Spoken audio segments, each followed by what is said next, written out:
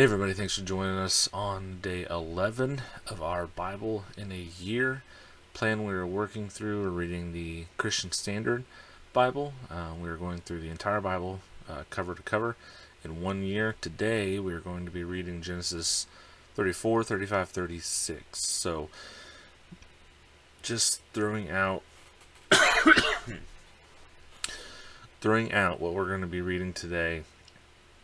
There is some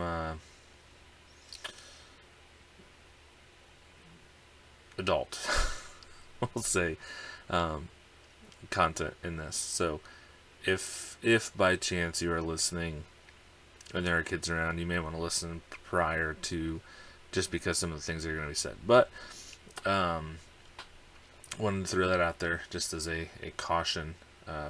Parents can talk to their kids about that stuff when they seem fit, not when someone else does. So yeah, I want to throw that out there. Appreciate everyone that is coming back and watching these. There seems to be some consistent viewership there, so appreciate that. If you have any questions or comments or want to say anything about what's going on, jump into the comments and just say it. If you have a question about something specific or something sticks out to you that we read today, feel free to comment in there, or you can always reach out directly to me. We've got on X, on Instagram, and on Facebook. All three we have accounts, and you can reach out directly. I'm usually pretty good about answering on all three, but X is the platform that I'm on the most. So without any further ado, we will, I think I say that every single day, but we'll jump into it. We're in Genesis 34. Okay. Leah's daughter, Dinah, whom Leah bore to Jacob, went out to see some of the young women of the area. When Shechem, son of Hamor the Hivite, who was the region's chieftain, saw her, he took her and raped her. He became infatuated with Jacob's daughter, Dinah. He loved the young girl and spoke tenderly to her. "Get me this girl as a wife," he told his father. Jacob heard that Shechem had defiled his daughter, Dinah, but since his sons were with the livestock in the field, he remained silent until they returned. Meanwhile, Shechem's father, Hamor, came to speak with Jacob. Jacob's sons returned from the field when they heard about the incident. They were deeply grieved and very angry, for Shechem had committed an outrage against Israel by Jacob's daughter, and such a thing should not be done. Hamor said to Jacob's son, "My son Shechem has his heart set on your daughter. Please give her to him as a wife. Intermarry with us, give your daughters to us, and take our daughters for yourselves. Live with us, the land is before you. Settle here, move about, and acquire property in it." Then Shechem said to Dinah's father and brothers, "Grant me this favor, and I'll give you whatever you say. Demand of me high compensation and gift. I'll give you whatever you ask, just to give me the girl to be my wife." But Jacob's sons answered Shechem and his father Hamor deceitfully, because he had defiled their sister Dinah. "We cannot do this thing," they said to them. "Giving our sister to an uncircumcised man is a disgrace to us. We will agree with you only on this condition: if all your males are circumcised as we are, then we will give you our daughters, take your daughters for ourselves, live with you, and become one people. But if you will not listen to us and be circumcised, then we will take our daughters and go." Their words seemed good to Hamor and his son Shechem. The young man did not delay, doing this because he was delighted with Jacob's daughter. Now he was the most important in all his father's family. So Hamor and his son Shechem went to the gate of their city and spoke to the men of their city. "These men are peaceful towards us," they said. "Let them live in our land and move about in it. For indeed, the region is large enough for them. Let's take their daughters as our wives and give our daughters to them. But the men will agree to live with us and be one people only on this condition: if all of our men are circumcised as they are. Won't their livestock, their possessions, and all their animals become ours? Only let's agree with them, and they will live with us." All the men who had come to the city gates listened to Hamor and his son Shechem, and all those men were circumcised. On the third day, When they were still in pain, two of Jacob's sons, Simeon and Levi, Dinah's brothers, took their swords, went into the unsuspecting city, and killed every male. They killed Hamor and his son Shechem with their swords, took Dinah from Shechem's house, and went away. Jacob's sons came to the slaughter and plundered the city, because their sister had been defiled. They took their flocks, herds, donkeys, and whatever was in the city in the field. They captured all their possessions, dependents, and wives, and plundered everything in the houses.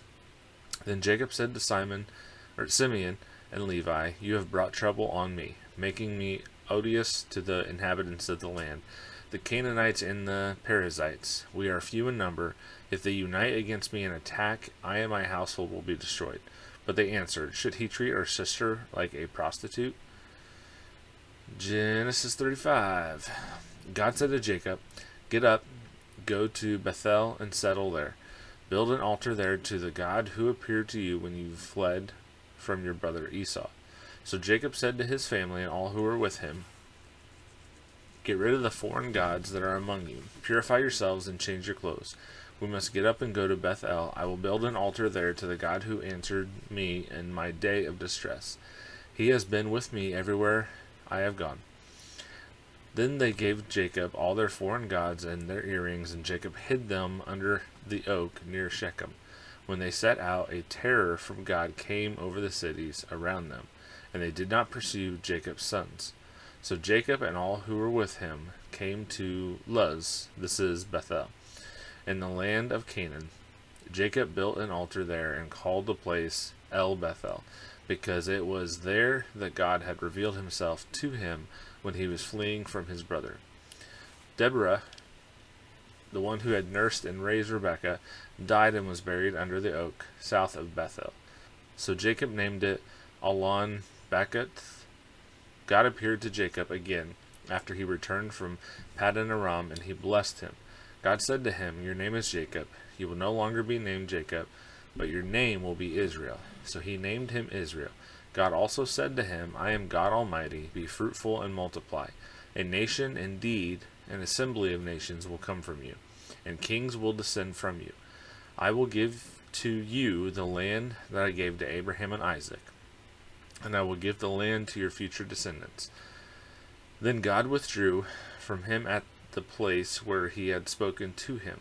Jacob set up a marker at the place where he had spoken to him, a stone marker. He poured a drink offering on it and poured oil on it. Jacob named the place where God had spoken to him Bethel. They set out from Bethel. When they were still some distance from Ephrath, Rachel began to give birth, and her labor was difficult. During her difficult labor, the midwife said to her, "Don't be afraid, for you have another son." With her last breath, for she was dying, she named him Ben-Oni, but his father called him Benjamin. So Rachel died and was buried on the way to Ephrath, that is, Bethlehem. Jacob set up a marker on her grave. It is the marker at Rachel's grave still today. Israel set out again and pitched his tent beyond the Tower of Eder. While Israel was living in that region, Reuben went in and slept with his father's concubine Bilhah, and Israel heard about it. Jacob had 12 sons. Leah's sons were Reuben, Jacob's firstborn, Simeon, Levi, Judah, Issachar, and Zebulun. Rachel's sons were Joseph and Benjamin. The sons of Rachel's slave, Bilhah, were Dan and Naphtali. The sons of Leah's slave, Zilpah, were Gad and Asher. These are the sons of Jacob who were born to him in Paddan Aram. Jacob came to his father Isaac at Mamre in Kiriath Arba, that is Hebron, where Abraham and Isaac had stayed. Isaac lived 180 years. He took his last breath and died, and was gathered to his people. Old and full of days, his sons Esau and Jacob buried him. 36. These are the family records of Esau, that is Edom. Esau took his wives from the Canaanite woman, Adah, daughter of Elon the Hethite, I don't even know how to say that. Oholibama. Oh, gotta love these names. Oholibama, daughter of Anna and granddaughter of Zibeon the Hivite, and Basemath, daughter of Ishmael and sister of Nebaioth. Ada bore Eliphaz to Esau. Basemath bore Reuel, and Oholibama bore Jush, Jalam, and Korah. These were Esau's sons who were born to him in the land of Canaan. Esau took his wives, sons, and daughters, and all the people of his household, as well as his herds, all his livestock, and all the property he had acquired in Canaan. He went to the land away from his brother Jacob, for their possessions were too many for them to live together. And because of their herds, the land where they stayed could not support them. So Esau, that is Edom, lived in the mountains of Seir. These are the family records of Esau, father of the Edomites, and the mountains of Seir. These are the names of Esau's sons: Eliphaz, son of Esau's wife Ada, and Reuel, son of Esau's wife Basemath. The sons of Eliphaz were Timan, Omar, Zepho, Gatam, and Kenaz. Timnah, a concubine of Esau's son Eliphaz, bore Amalek to Eliphaz. These are the sons of Esau's wife Ada. These are Reuel's sons: Nahath, Zerah, Shammah, and Mizah. These are the sons of Esau's wife Basemath. These are the sons of Esau's wife Oholibama. I can't get over that. Daughter of Anna and granddaughter of Zibeon. She bore Jush, Jalam, and Korah to Edom. These are the chiefs among Esau's sons, the sons of Eliphaz, Esau's firstborn: Chief Timan, Chief Omar, Chief Zepho, Chief Kenaz, Chief Korah, Chief Gatam, and Chief Amalek. These are the chiefs descended from Eliphaz in the land of Edom. These are the sons of Ada. These are the sons of Reuel, Esau's son: Chief Nahath, Chief Zerah, Chief Shammah, and Chief Mizah. These are the chiefs descended from Reuel in the land of Edom.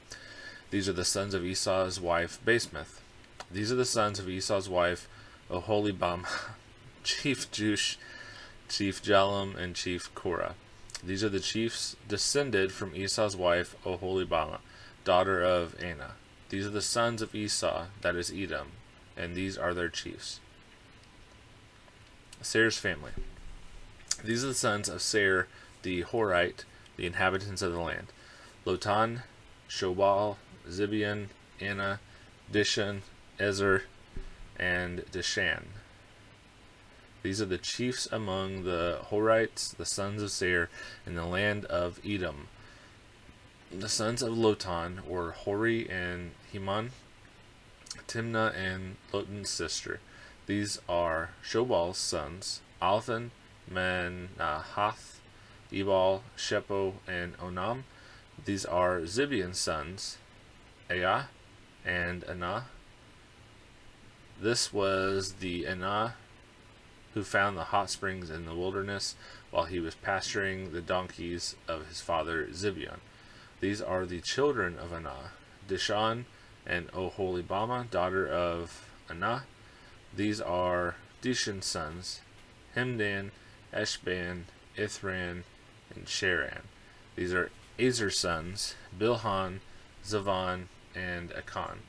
These are Dishan's sons: Uz and Aran. These are the chiefs among the Horites: Chief Lotan, Chief Shobal, Chief Zibeon, Chief Anah, Chief Dishan, Chief Ezer, Chief Dishan. These are the chiefs among the Horites, clan by clan, in the land of Seir. These are the kings who reigned in the land of Edom. Before any king reigned over the Israelites, Bela, son of Beor, reigned in Edom. The name of this city was Dinhaba. When Bela died, Jobab, son of Zerah from Bozrah, reigned in his place.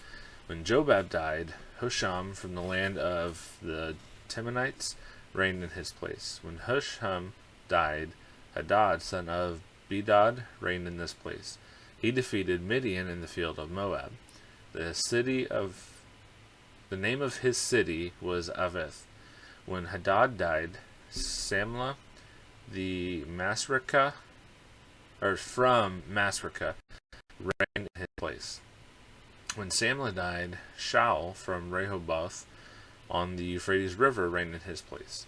When Shaul died, Baal-Hanan, son of Akbor, reigned in his place. When Baal-Hanan, son of Akbor, died, Hadar reigned in his place. His city was Pau, and his wife's name was Mehetabel, daughter of Matred, daughter of Mezahab. These are the names of Esau's chiefs according to their families and their localities by their names: Chief Timnah, Chief Alva, Chief Jethath, Chief Oholibama, Chief Elah, Chief Pinon, Chief Keniz, Chief Timon, Chief Mibzar, Chief Magdiel, Chief Iram. These are Edom's chiefs according to their settlements in the land they possess. Esau was the father of the Edomites. And that is it for today.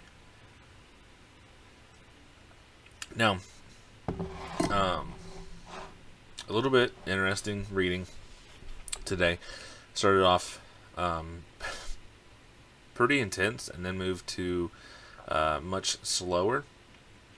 But I want you to remember there are going to be parts like this that seem very boring or dull or unimportant, but we can trust everything that's in the Bible is there for a reason. There's a purpose behind this, so all of it's important to read. Even the stuff that's like this, where it's just like listing the name of so and so who is the father of so and so. There's purpose behind it. You may not always see it, may not always make sense, it may not always seem important, but it's there for a reason. So it's important for us to read, get into. So it did start off pretty intense. Comment below what your thoughts were.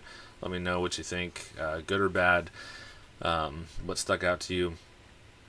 And don't forget, like, subscribe, all that.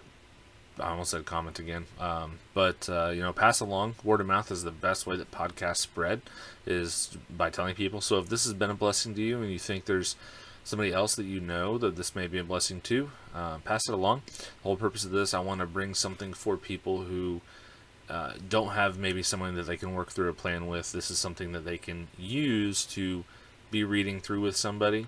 I think just having someone that you're reading through with increases significantly your chances of sticking with reading the Bible. And so I want to do this as a way to help people to actually stick with reading the Bible.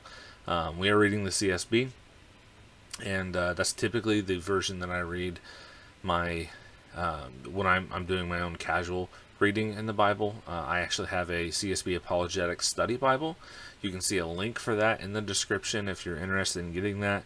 You can also see I have a link to a video that is a review of that Bible. If you're unsure if that is something that you want to get, or you maybe think you do but you want to see for sure, I've got a review breaking down why I like it as much as I do, some of the benefits that are there, and that's the actual Bible that I have. So if that's interesting to you, it's down there.